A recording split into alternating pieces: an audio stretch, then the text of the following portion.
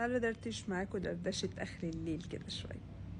قابلت ناس صحابي، فقعدنا نتكلم. طبعا انتوا عارفين بنجيب من زمان قوي بقى ونقعد نتكلم وكده. فبالصدفة ايه ده انتي تعرفي الشركة الفلانية؟ فقلت لهم كنت اشتغل فيها، دي بتاعت حد معروف ومش عارفة ايه في مجال معين. فقالوا لي ايه ده معقولة؟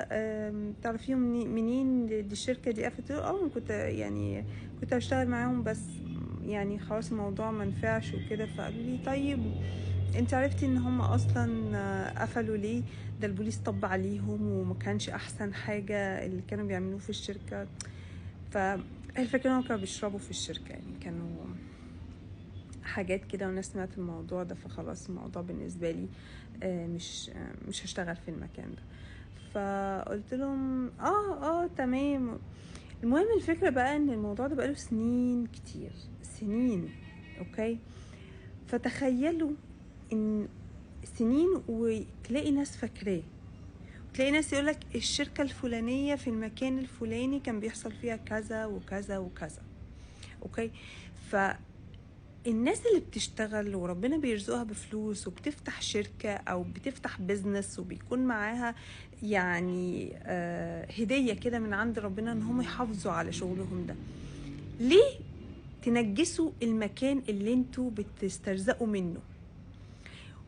والاصعب بقى ان انتوا تبقوا شاطرين، يعني تبقوا يعني شاطرين في مجالكم. ليه تعملوا في نفسكم كده؟ ليه تخسروا فلوس، تخسروا سمعة؟ والسنين عدت والسمعة موجودة، وانا عارفة صحابي اللي بيتكلموا دول، لان ده نفس الكلام اللي انا اعرفه وما سمعتوش من ناس من بره، لا ده من جوه المكان. اوكي، والبوليس طب عليهم وهما كانوا صارفين كتير قوي على المكان.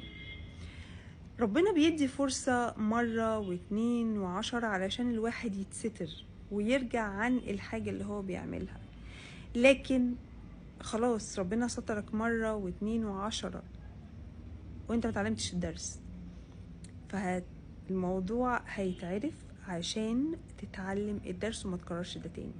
فكل واحد مش لازم يبقى صاحب شركة، مش لازم يبقى عنده اونر لحاجة، بس في شغلانتك ايا كان شغلانتك اتقي ربنا. مفيش داعي انك تشرب حاجة او تعمل حاجة تغضب ربنا جوه اكل عيشك.